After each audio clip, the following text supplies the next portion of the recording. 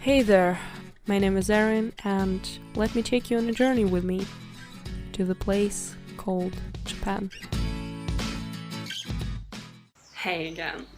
It seems like it's time we talk again. So it's been like a couple of days since I filmed my last video, and I was talking about my plans to go to Yokohama. So let's start from the very beginning and let's start from this trip. So the trip to Yokohama was a mess. I'm not gonna lie, it wasn't the greatest experience of all. So Yokohama itself was fine. I mean, I like that. Like, we walked a lot across the Yokohama. It was really nice and it looks really beautiful. There's not many people over there. Also, I would say I really liked the cup noodle museum because it's something about food, and I like everything about food. So I like to get to know many things about Japanese noodles, for example ramen and instant ramen, the way it was originally made and how it was like developing, and all this process was really interesting to me. So about the bad sides about this trip, I didn't really like our guide over there. I don't know, maybe it's just like the Japan that's affecting me that much, because I start noticing like some stuff that people do wrong about Japan. And like, this woman was quite disrespectful towards like the roads. For example, in Japanese roads, you're like supposed to walk on the left side of the road if you're going straight, and she was walking on the right side almost all the time.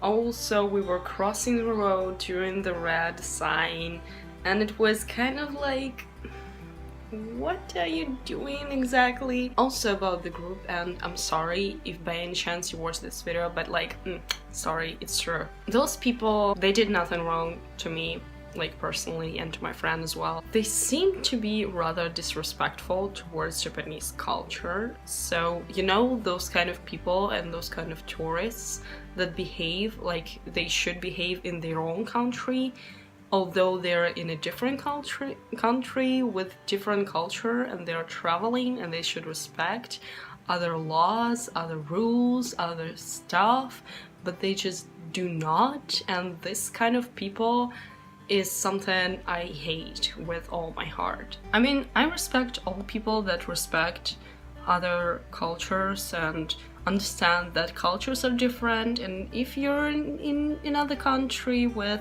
another culture, you're supposed to, like, you know, follow some rules because it's just polite and genuinely fine. If you don't think so, well, I don't know. We have like different values, I guess. Also, after this trip, me and my friend, we took our own train back to Shinjuku, and we decided to not go anywhere else this day but go to the Kaitenzishi, which is a really nice place. So if you didn't know, the Kaitenzishi is about like the place where the plates with sushi are located, like on this thing that is moving, and it's like 2 sushi on each plate, and the price of this plate depends on the color of the plate, so that's how you know how much should you pay for that. And after you're finished eating, you just count your plates and you bring them to the cashier, and there they count the price and you pay it. It was my first time trying sushi in Japan, and I can really tell that Russian sushi are really different from those. And also, apart from eating sushi back there, we experienced an earthquake. Like, nothing serious happened, like it lasted for about like 10 seconds, not more than that. I personally was pretty shocked when it happened. First, I thought like that it happened like in my head, something was wrong with me at first. Only afterwards I realized that there's entire place shaking right now. So it wasn't really serious, like I don't think the locals even like noticed it, because the tamae was like completely fine. He kept making sushi, and other guests, Japanese guests, were also fine with it. They just continued eating, and I was holding the table with my hands. Like those 10 seconds, I was realizing what the fuck is happening, because I didn't know what was that. And after it ended, I asked my friend, like, did you feel it as well, or was it just me? And she said, like, yeah, I felt it too. So that's when I knew it was an earthquake. And only afterwards I started feeling really nervous about that. Like, this was my first earthquake ever. Like, I have never experienced it before. I did not even know what are you supposed to do if you get into this situation when you have an earthquake. Everything is shaking and you can't really get away anywhere from it. It's not like an animal you can run away from. It's not like the rain that you can hide from. It's just the entire earth is shaking and everything is against you, which is really, really scary. But after that, I talked about it with my host family and they said those things are pretty common in here. So, and earthquakes like I have experienced, they have those like 2 times a year or something. It's scary, I know, but like, it's wow. It's something wow, it's something exciting, but scary as well. So it all was about the weekend, so the weekend continued, and the next day I haven't really planned on doing anything special, so I went to the museum of the plants in my neighborhood, and I don't have many photos from there or footages because it was prohibited to film in the museum, but it was pretty cool and interesting. It was about a man who drew plants a lot and he was really interested in that, and there were a lot of like drawings, things that he's done it with, and it was quite interesting. I enjoyed it, like really.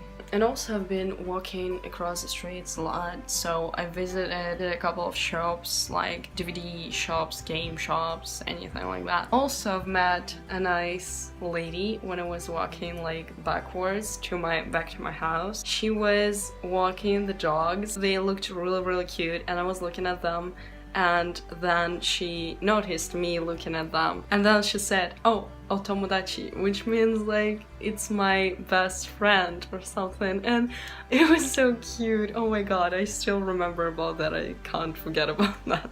That was so cute. And the next day after that we visited something like Skytree, but not really Skytree, so it was a skyscraper where you can see like the nice view from the very above. So it has like 45 floors and in general, and it's really nice to be there, and I really enjoyed it. Apart from that, nothing really special happened, so I have my homework every day, I have to do it every day. So look at this nice book. This is the vocabulary for N3. Really recommend it. That it has a lot of useful words. So yeah, and that's pretty much it for my video. I don't know what the next part is going to be about, so you'll just have to wait and see, I guess. So thank you so much for watching this video. I hope you liked it and enjoyed it, and I'll see you in another video from the place called Japan. Sayonara, and I'll see you soon. Bye.